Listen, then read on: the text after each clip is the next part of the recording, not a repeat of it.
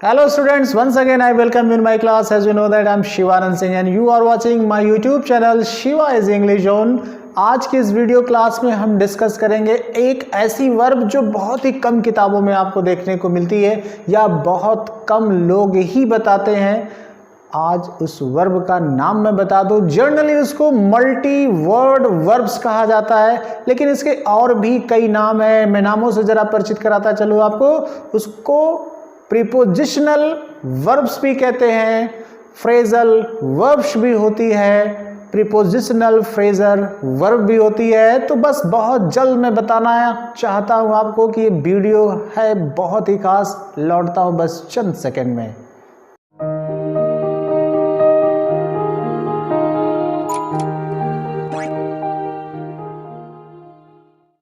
तो आइए आज बात करता हूं मैं फ्रेजल वर्ब्स पे। जनरली हम जब भी कोई वर्ब देखते हैं जिसमें मोर देन वन वर्ड होता है, यानी कोई ऐसी वर्ब जिसमें एक से ज़्यादा शब्द होते हैं, तो हम उसको फ्रेजल वर्ब का नाम दे देते हैं। या कभी कभी कुछ किताबों में कुछ लोग ये कहते हैं कि इसको मल्टी वर्ड वर्ब्स कहते हैं। मल्टी मतलब कई होता है, वर्ड माने सब समझते हैं, वर्ब माने क्रिया, यानी ऐसी क्रिया जो कई शब्दों का संग्रह हो।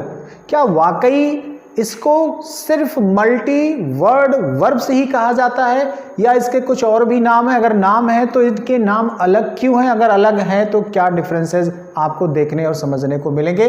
तो इस वीडियो में आज की चर्चा इसी पर होगी कि क्या वाकई फ्रेजल वर्ब कुछ और नामों से भी हमें जाननी चाहिए या होती हैं।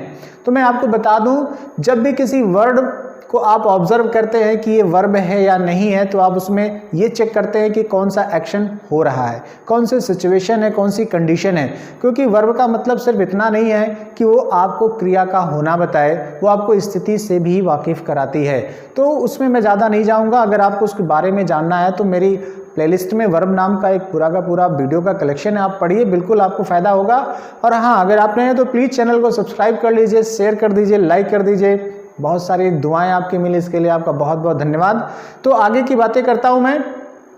पहला वर्ड समझिए, हम इसको प्रीपोजिशनल वर्ब के नाम से भी जानते हैं। फ्रेज क्यों नाम पड़ा इसको भी मैं बताऊंगा आपको, बने रहिए मेरे साथ। प्रीपोजिशनल वर्ब क्यों कहा जाता है? जब किसी वर्ब के ठीक बाद में कोई प्रीपोजिशन ऐड कर देते हैं तो उसको हम प्रीपोजिशनल वर्ब कहते हैं, लेकिन वो मूल वर्ब अपना मूल अर्थ खो देती है और एक नए अर्थ को धारण कर लेती है। जैसे मैं एक उदाहरण के तौर पर दूं, आपने एक बहुत ही फेमस वर्ब है ये लुक। लुक माने जनरली आप जानते हैं देखना होता है, लेकिन इसी लुक वर्ब के तुरंत बाद में एक प्रीपोजिशन लगा दूं आफ्टर, और लुक आफ्टर हो गई ये फ्रेजल वर्ब का एक पार्ट हो गई, ये प्रीपोजिशनल वर्ब कही जाएगी। और इस लुक आफ्टर का मतलब अब देखना नहीं हो गया, देखभाल करना हो गया, पालन पोषण करना हो गया, जो अपने मूल अर्थ को खो करके एक नया अर्थ धारण कर लेती है। और इसकी खासियत अगर आप चेक करेंगे तो यहाँ पर वर्ब की बेस फॉर्म है और उसके तुरंत बाद आया हुआ है एक प्रीपोजिशन आफ्टर। ये अपने मूल अर्थ के अलावा दूसरा अर्थ भी रखती है। एक खासियत और होती है इन प्रीपोजिशनल वर्ब्स की कि इन्हें आप कभी सेपरेट नहीं कर सकते, यानी अलग नहीं कर सकते। ये जब भी इस्तेमाल होंगी साथ साथ ही होंगी, इनको जुदा नहीं किया जा सकता। तो अब दूसरी जो वर्ब है वो है फ्रेजल वर्ब। तो आप थोड़ा कंफ्यूज हो रहे होंगे, फ्रेजल वर्ब, आप तो पूरा फ्रेजल वर्ब ही बता रहे हैं। जी नहीं, फ्रेजल वर्ब और प्रीपोजिशनल वर्ब में डिफरेंस होता है। क्या डिफरेंस होता है? पहले बेसिक डिफरेंस समझ लीजिए।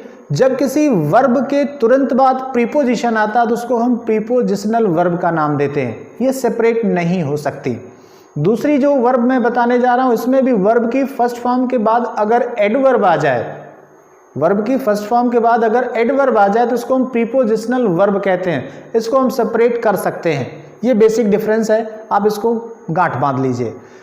फ्रेजल वर्ब भी फॉर्मेशन लगभग वही है, ये भी किसी क्रिया के मूल भाव से शुरू होती है, लेकिन आगे बढ़ने पर मूल अर्थ को ही खो देती है। बात समझिएगा। जैसे मैं एक वर्ब बनाऊं, फ्रेजल वर्ब बनाऊं, पुट एक वर्ब होती है। पुट ऑफ अगर मैं कर दूं, ऑफ OFF, इसका मतलब हो जाता है उतारना। या टेक ऑफ माने भी उतारना, से कपड़े उतारना।